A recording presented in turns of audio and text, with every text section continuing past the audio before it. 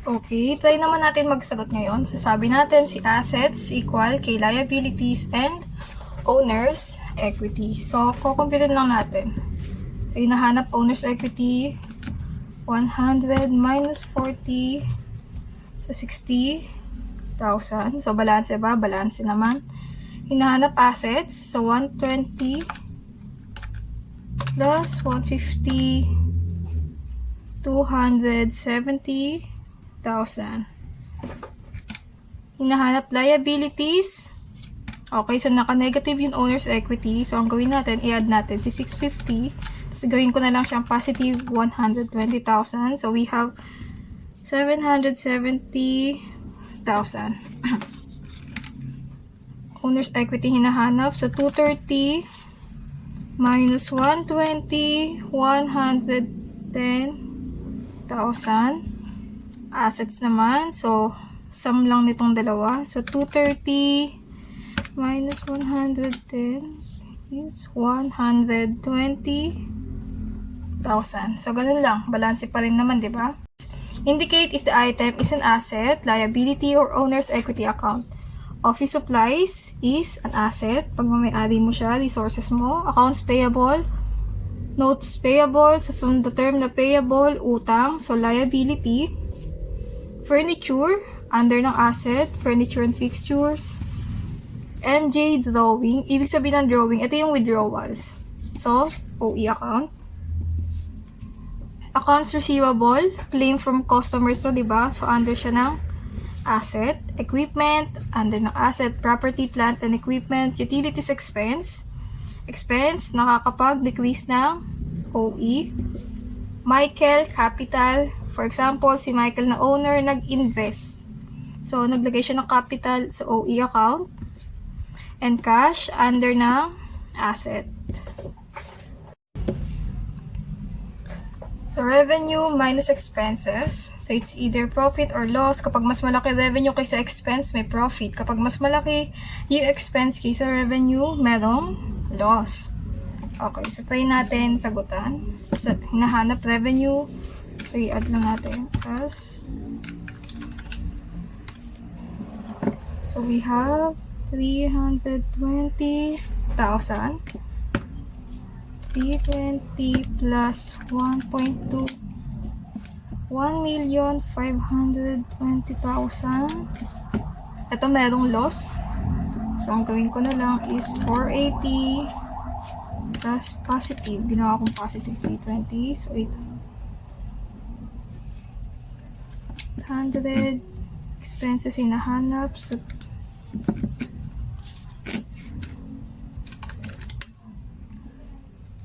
minus 2 million. So, we have 1.5. 4 million minus 1.5. So, 2.5. Okay.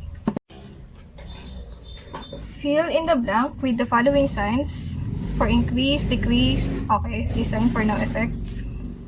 So, example, paid employee salaries. So, ikaw na negosyo, binayaran mo daw yung mga empleyado mo. So, syempre, binayaran mo gamit yung cash. So, yung cash is an asset. So, nabawasan yung asset mo. At the same time, meron tayong tinatawag na salaries expense. So, ano epekto ng expense sa OE? Diba? Nagpapa-decrease. So, nagdi-decrease yung OE. So, balance ba? Balance pa rin. Nabawasan yung asset, nabawasan din yung OE.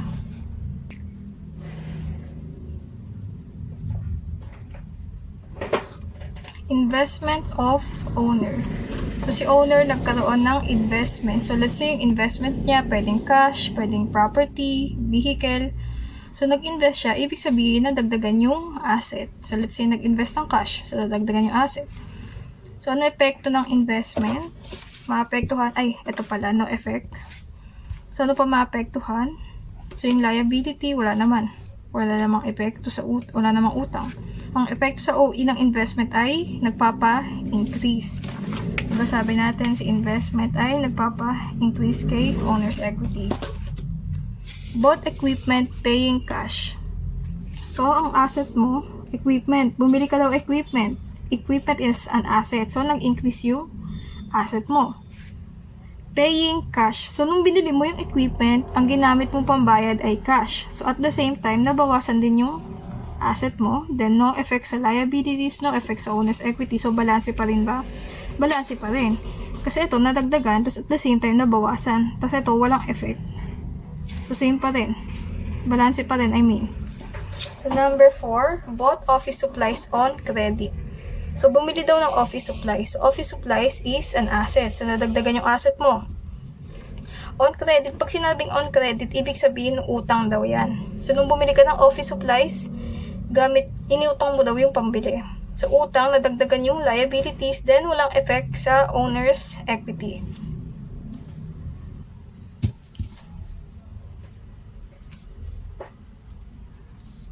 Okay, next, paid creditors. Sino ulit si creditors? Si creditors yung pinagkakautangan natin. So, binayaran mo si creditors. Siyempre, cash. Or kaya cash mo sa bangko. So, nabawasan yung asset mo.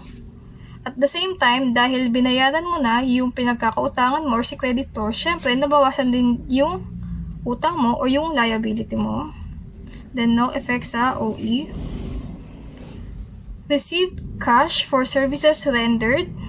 So, nakatanggap ka daw ng cash. So, cash is an asset. So, nag-increase yung asset mo. For services rendered. Services rendered, ibig sabihin na ibigay mo na daw yung service. So, kapag naibigay mo yung service, ibig sabihin, di ba, kinita na natin. Kumbaga, sabi natin, earned income. So, kapag kinita mo na yan, anong epekto ng revenue sa owner's equity? Nagpapa-increase. So, nag-i-increase yung owner's equity, then walang effect sa liability. The owner contributed cash to the business.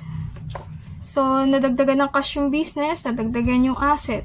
Ano ibig sabihin kapag si owner nag-contribute ng cash? Nagkaroon siya ng investment. So, kapag nagkaroon ng investment, nag-increase yung OE, then no effect sa liabilities.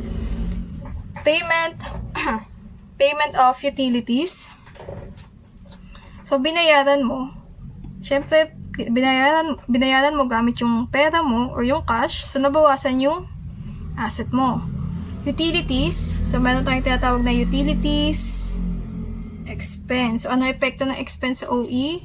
Nagdi-decrease yung OE kapag may expense. Then, no effect sa liability.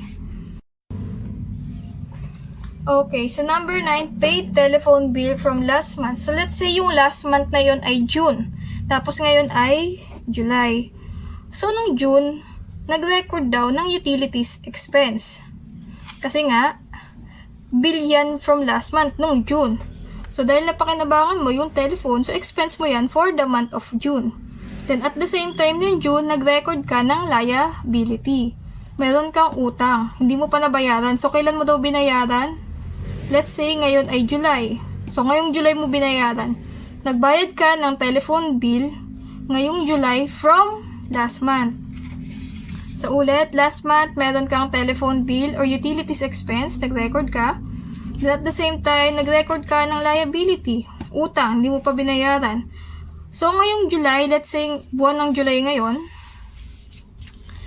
mo binayaran. So, ibig sabihin, kung nagbayad ka ng telephone bill mo nung June, tapos ngayon mo lang binayaran July, so, ibig sabihin, nagbayad ka ng cash. So, ibig sabihin, nabawasan yung cash mo. Tapos, at the same time, dahil binayaran mo na, mababawasan na rin yung liability mo. Babawasan na rin yung utang mo. So, hindi ka magre-record, hindi to expense ha, kasi last month siya. Expense siya nung last month. So, kung nagbayad ka ngayon, so syempre, nabawasan yung cash mo or nabawasan yung asset mo. Yung liability mo, dahil utang mo siya, hindi mo pa nabayaran, ngayon mo lang nabayaran. So, nabawasan na rin yung utang mo. And sa OE, walang effect. Hindi yan recorded as utilities expense ngayon. Expense yan yung nung last month pa. Okay? So, ito example ng accrued liability. Number 9, paid the water bill for this month. Ibig sabihin, yung water bill, yung expense na to, tinatawag din, yung sa iba, under din to ng utilities expense. So, itong water bill na to, itong utilities expense na to, is expense siya for this month. So, ibig sabihin, may expense. So, ano epekto ng expense sa OE? Nagpapadecrease. Binayaran na. Ibig sabihin, nabawasan yung cash or nabawasan yung asset, then walang effect sa liability. Send bills to customers for services rendered. Send bills, kumbaga, ito yung resibo. Kumbaga, meron kang marireceive, meron kang claim from customers. Naibigay mo na yung service na render mo na daw. So, naibigay mo na. Kapag naibigay mo na, considered siya as earned income. So, ano epekto ng earned income? O yung tinatawag na revenue? Magpapa-increase ng owner's equity. So, nag-increase yung owner's equity, kaso hindi niya pa nakolekta yung bayad. Pero nagpadala naman daw ng bill. Ibig sabihin, may receivable kay customer. So, may claim kay customer. Accounts receivable, which is an asset, walang effect sa liability, then mag-i-increase yung owner's equity dahil sa revenue. Payment of rent for this month. So, nagbayad ka daw. So, syempre, nabawasan yung cash mo. Payment of rent for this month. Ibig sabihin, rent expense for this month siya. So, yung epekto ng expense sa OE, nagpapadecrease, then walang effect sa liability.